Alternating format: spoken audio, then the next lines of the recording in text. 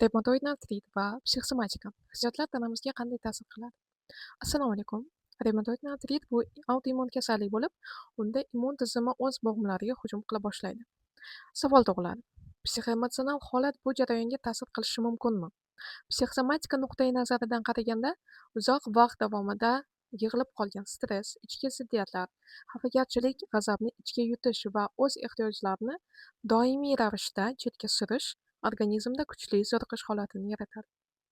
Ko'pincha revmatoid artrit bilan yashovchi insonlar haqida gap ketganda, ularning hayotida hamma uchun yashash, o'zini qurbon qilish, ortiqcha mas'uliyat olish kabi holatlar uchrashi mumkin. Albatta, bu kasallikning yagona sababi degani emas. Ammo doimiy emotsional bosim asab tizimi va immun tizimini aynan faoliyatiga ta'sir qilishi mumkin.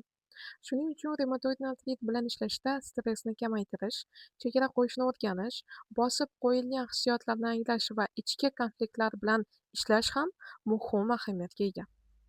Ba'zi insonlar o'z emotsiyalari bilan ishlashni boshlashganidan keyin og'riqni kamayganligi, hayot sifati va umumiy emotsional holati yaxshilanganligi haqida ta'kidlashadi. Agar sizda revmatoid artrit bo'lsa va uning ortidagi psixoemotsional omillarni chuqurroq o'rganmoqchi bo'lsangiz, individual konsultatsiyaga murojaat qilishingiz mumkin.